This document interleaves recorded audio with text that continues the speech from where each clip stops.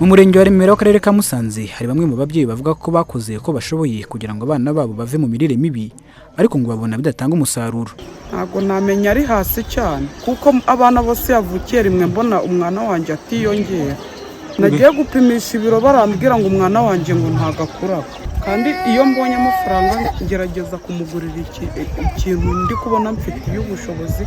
Mu kwizihiza umunsi mpuzamahanga w'imirire ku rwego rw'igihugu muri uyu murenge, abana bari bazanywe n'ababyeyi ku kibuga cya Mukinga bagaburiwe amagi, mu gihe imiryango 20 ifite abana bari mu mirire mibi yahawe amagi 30 azagaburirwa abana iminsi 30, bikozwe n'umuryango w'urubyiruko Heza Initiative ufatanije n'ishami ry'umuryango w'abibumbye ryita ku bana UNICEF n'abandi bafatanyabikorwa. Ababyeyi bafashe ingamba zo gukomeza kubonera abana igi rya buri munsi. Aya magi mbashije kubona nta nkoko nari mfite, ubwo umwana agiye gufata igi buri munsi, nanjye mbonereho gushaka uburyo norora inkoko. Babaye badufashije iminsi 30 badaha amagi 30.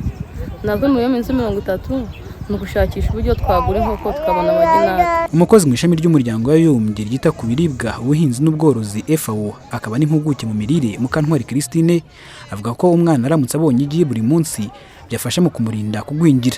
Umwana ashobora kurirya akabona byibura 50% y'ibyubaka umubiri bikenewe n'umubiri we ku munsi. Bivuga ngo ntabwo umuntu ntituro tubwira abantu kurya amagi gusa, ni indyo yuzuye ariko byibura irimo igi rimwe ku munsi, cyane cyane kuri uyu mwana twifuza ko tumurinda kugwingira. Imibare iva mu bushakashatsi ku buzima bw'abaturage DHS 2019-2020 igaragaza ko mu karere ka Musanze abana 45% bagwingiye.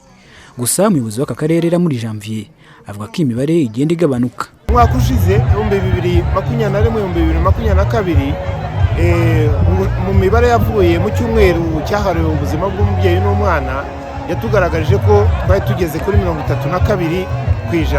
Uyu mwaka rero mu mihigo n'ubundi dufite akarere twahize ko tugomba kugera kuri 29%. Rero tukaba dutegereje nanone imibare izava muri cyumweru cyahariwe ubuzima bw'umubyeyi n'umwana, niho bizatwereka igipimo tugeze. Ariko rero imibare y'umwaka ushize yatwerekaga ko hari icyo turi kugenda tugabanya.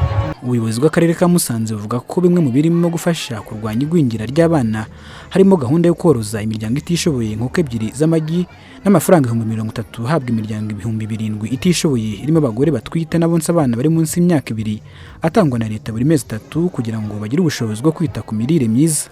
Patience Ishimwe mu karere ka Musanze.